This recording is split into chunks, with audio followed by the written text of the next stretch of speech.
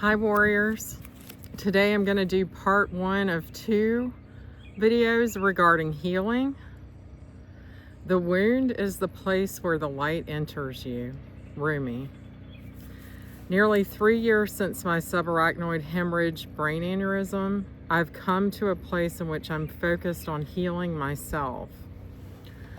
I've actively participated in the process of showing up for counseling, occupational and physical therapies, alternative therapies such as acupuncture and massage, but there's one area that seems to still be healing. It's the healing of my mind and the fallout that happens after you've survived a near-death experience and return home from the ICU. The healing necessary cannot be fixed with therapies or just wishful thinking. It takes a lot of time and hard work to get through these things. Today, I would like to share my journey that has finally offered true healing to my mostly invisible wounds and offer ideas for other warriors to invite healing into their own lives. The first thing is accepting what is and what happened. This part of healing comes often later in what I now know was part of the 5 stages of grief. This often happens once the survivor takes inventory of what has been lost and what no longer serves him or her. Being nearly 3 years past my trauma, it was only in recent days that I have accepted this truth. The whys often can't be identified, but what I do from this point forward is in my control, and I have those choices. 2, finding your new superpowers and channeling this into your life and into other survivors. The iconic Superman, who possessed many superpowers, including flying and laser vision, was someone that I admired as a child. I enjoyed seeing him fly and use his laser vision and save others from the villains.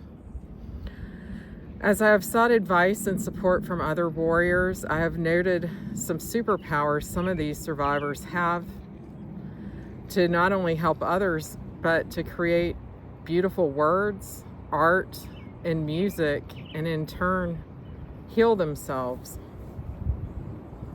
My dear friend Dana Zerko uses painting to share her intense feelings and experiences that she's had since she survived her subarachnoid hemorrhage. I'm including a link below to her website as well. She is a very gifted artist and has become a close ally in my desire to heal from my own trauma. Thank you, Dana, for sharing your love of nature, Americana scenes, and the beauty that's all around us that us survivors don't take for granted. Another survivor that I met early in my recovery was Megan Bacialupo. She is a gifted writer, and I kind of met her through a support group online shortly before she published her own book.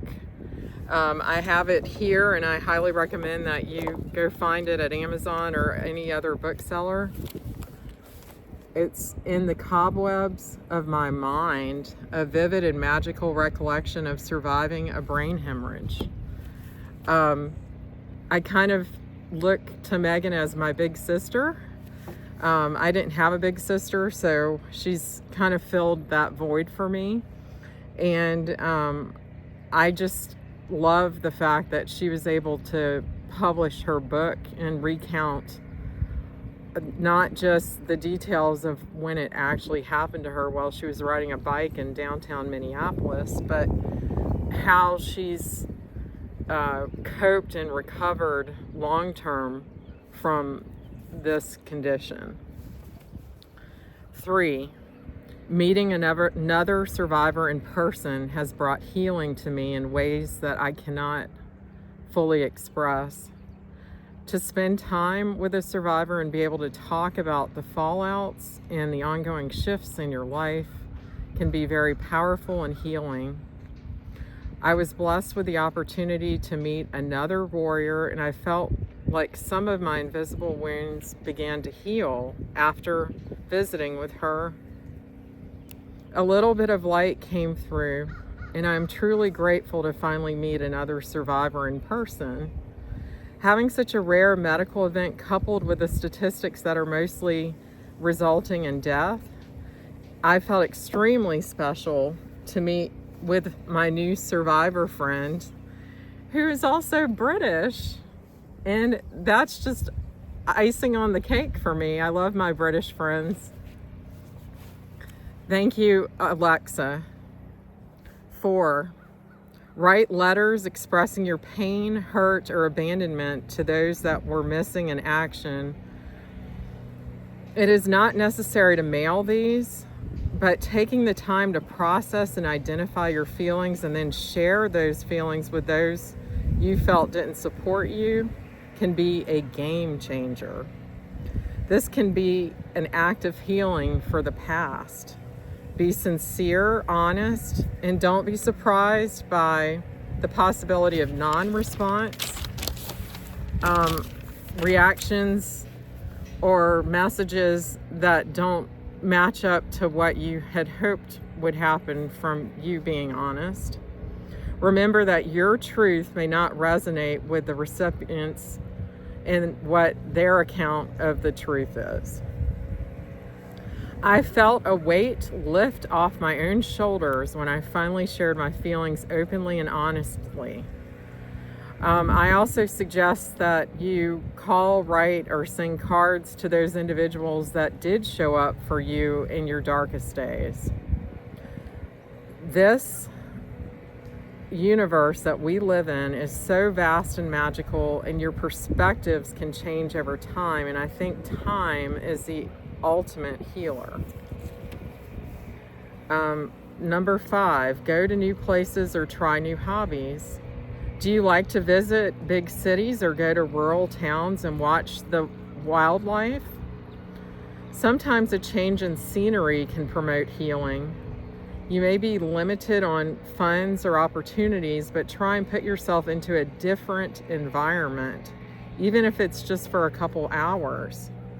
Use your imagination and maybe watch nature videos, draw, listen to music, journal, whatever may bring you joy, peace, or inspire creativity in your life. You only get this one life to live. What do you want to manifest in your life? Healing is a non-linear process. There are no time limits or deadlines for this. Healing is a journey to self-awareness, acceptance, and feeling whole and complete just as you are.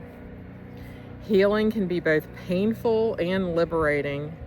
Healing can be in action or inaction. What does your healing journey look like? Do you wake up one day and decide your wounds are gone? Do you feel like they've gone away? Do you see a scar or cover it up with a Band-Aid, or do you show it off with pride and include your scar as part of your greater life story?